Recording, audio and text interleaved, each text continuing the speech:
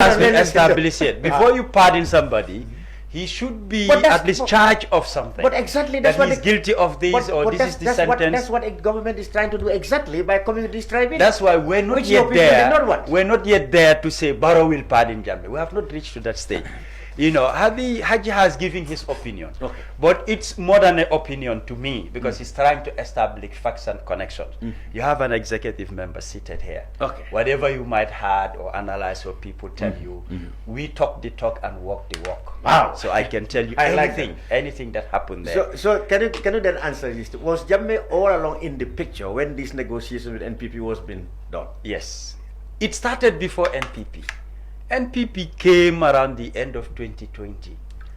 NPP is a new political party. And this engagement started in 2017, Mr. Chair. I remember somebody quoted Jammeh, Barrow to have said that at the Sukota rally that he had been seeing, Fabakary Tombong. I think the UDP people, yes, they were surprised with that. I was coming to that. So you are right. It started 2017. Let me give you the facts. When Jammeh was leaving this country, there was an agreement. You remember when Ibn Chambers came to the Gambia, went to State House to negotiate for Jammeh's exit. They said he will go for 3 months and back.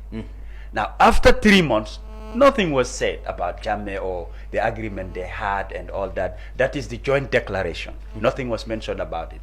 This was the time people were identified to go to State House to make a follow-up on this. There was no NPP at the time. It was a UDP government. So to refresh people's mind, it started in 2017, 3 months after Jammeh left.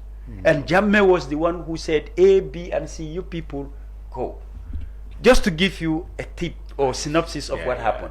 You know, people saying, okay, Barrow said, Fabakary went to State House. It was not like Jammeh was not aware. These were people, what was done was on his behalf. He was aware. He has been aware all the time. Even when it comes to the alliance issues and the like, you know, some of these things I cannot just come and sit in the media and give all the narration. But to make Haji understand that the APRC National Executive Committee, for the records, 99% of those people in that executive, they have a track record of politics. Either they've worked in government or in parliament, or they were leaders in the structures from the ward, the sub-ward constituency coming to the regional. Maybe he might not be familiar with most of them, but if you mention their names, they'll tell you that these are good politicians. We always sit as an executive and discuss. When we said we'll be king or we'll be kingmakers, people doubted us in 2021 presidential election. But you heard from Barrow himself saying the best decision he ever made politically was to do an alliance with the APRC. Because that Meet the People tour in 2021, he has been going on Meet the People tour. But when he did that alliance with the APRC, what he saw was happening for the first time in his politics. That is His Excellency President Adam Oba. So he knows what the APRC can do. Now, saying like we were using Jammeh, we don't go to meetings and strategize and say, okay, Jammeh, it's what we're going to sell. We're politicians and we're good at what we do, with or without Jammeh. Now Jammeh, it's not there. We're still surviving. One of the most successful congresses we held without Jammeh or his name. I am giving him that the track record is there of what we can do, and we will continue to do. So if you say that we're using the name of Jammeh, now we're not using Jammeh's name.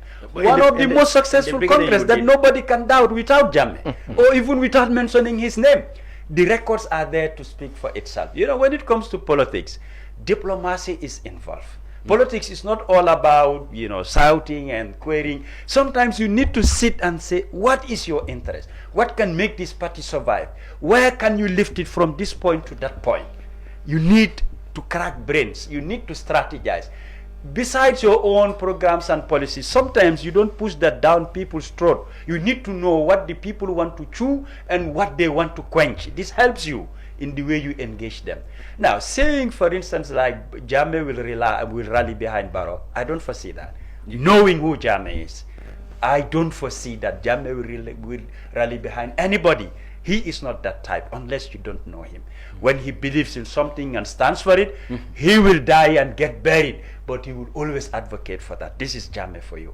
And whatever he wants, he pushes and fights towards that. Whether he will have it or not, he does not flip over at any time you squeeze him or push him. Barrow going to Kanilai, that was not orchestrated by Jammeh, it was us. We knew what type of agreement we had, and it's an agreement we upheld.